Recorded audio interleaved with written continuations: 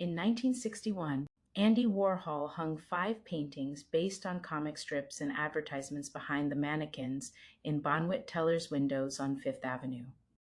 He was hired to dress the windows. The paintings were props. Those 5 pieces are now regarded as the first public showing of what became pop art.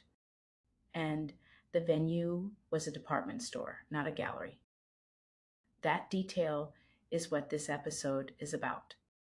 Welcome to IADS Retail Park, a podcast by the International Association of Department Stores. I'm Maya. Good to have you with us, whether this is your first episode or you've been listening for a while. This week I'm joined by Selvan, our managing director here at IADS, who authored this week's exclusive on 150 years of art and the department store across 5 continents in 4 distinct phases. Selvan, it's good to have you back on the show. Thank you, Maya. It's great to be back and get the chance to dig into this week's exclusive. And the Warhol story is the right starting point because it immediately dislodges the assumption that art in department stores is something recent. It isn't. The relationship goes back to the very beginning of the format. Let's establish that beginning. Where does the record actually start? Well, we'd have to go way back to 1875. Le Bon Marché opened a picture gallery in Paris, and the first thing it did was exhibit artists the official salon had rejected. These were painters the art establishment considered too radical, too experimental. The store aligned itself publicly with that work. That's a cultural position, Maya. It's deliberate, it's consequential, and it happened within 23 years of Le Bon Marché's founding as a department store in 1852. So this wasn't a trend response. It was built into the format almost from the start. The record makes that clear. And from 1875, the relationship has been continuous. What the exclusive documents, drawing on sources across 5 continents, is that it moved through 4 distinct phases. They don't replace each other. All 4 coexist today. But the framework helps you understand what any specific art program is actually doing, and why some work and others don't. Why don't you go ahead and take us through the 4 phases? Sounds good. So, phase 1 is the store window, which sounds modest until you look at what happened in that Bonwit Teller window in 1961. 5 paintings, Warhol's first public recognition as a fine artist, shown to a passing public before any gallery had given him a solo show. That's the store window at its most significant, a retail space reaching an audience the art world's own institutions hadn't reached yet. Phase 2 is the dedicated gallery, a more deliberate, sustained commitment. The store programs exhibitions, builds relationships with artists and curators, and takes an active position in the cultural conversation rather than using art as a backdrop. And the ambition keeps scaling from there. That's where we see the scale shifts. Phase 3 is the museum within the store. Seibu in Tokyo is the clearest example in the record. By 1975, Seibu had established a dedicated museum space within its Ikebukuro flagship, and the permanent collection grew to approximately 800 works over 24 years. That's institutional scale, comparable to many public museums. The store was, in a meaningful sense, running one.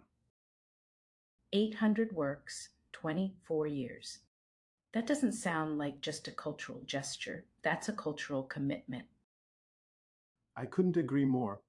And that's exactly the distinction, Maya. And it matters for phase 4 as well. The independent foundation is where the department store steps entirely outside its own walls to become a cultural producer. Lafayette Anticipations is the example I keep returning to. Galleries Lafayette created a foundation that commissions and produces new work, housed in a building by Rem Koolhaas. The foundation has its own critical standing in the art world. The commercial benefit is real but indirect.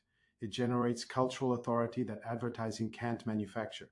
The primary identity is institution, not store.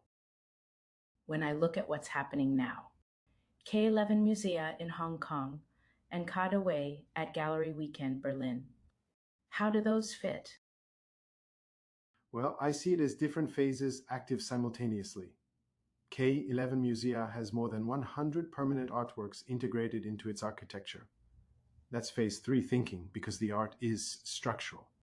Kadewey at Gallery Weekend Berlin is phase 2, participating in the cultural calendar, being taken seriously by a curatorial community on its own terms. What both have in common is that they're continuing a tradition that began with Le Bon Marché in 1875. The forms evolve, the underlying logic is consistent. There's a concept in the exclusive that I want to make sure we get to, the fountain effect. It's where I think the business case becomes most explicit. The fountain effect describes how genuine cultural authority flows downward through everything else the store offers. When a department store is taken seriously in the art world, through curatorial risk, through sustained commitment, through commissioning, that association changes how customers perceive the fashion, the furniture, the food offer. The research shows it attracts higher spending customers, generates press that paid media doesn't, and builds loyalty that promotions can't replicate. But the operative word is genuine. The Le Bon Marché example is instructive precisely because the store took a position on contested artists. That's what earned the authority, not association with a famous name, but a real editorial stance. I see. So taking a position rather than borrowing one. I think that's the clearest way to say it. Selvan, the strategic question that runs through the whole exclusive. Where do you want to leave people with it? The 4 phases, window, gallery, museum, foundation, each require a different level of commitment and a different relationship with the art world. The record shows all 4 are viable. But the stores that emerge from art engagement with lasting authority are the ones that knew what kind of institution they were before they put anything on the wall. We talked about the World Cup a couple of episodes ago. That's a 39-day window. An art program runs for decades. Which of the 4 phases your institution is building toward is a leadership question, not a marketing one. Window, gallery, museum, foundation? Which one are you building?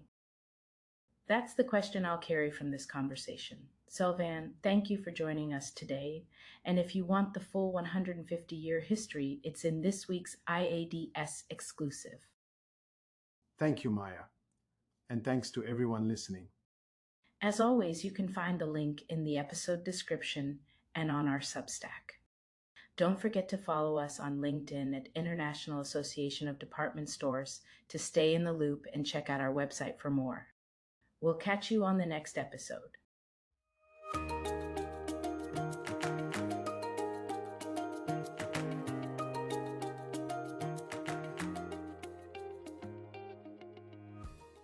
This podcast uses AI clone voices created with human oversight to ensure quality and accuracy.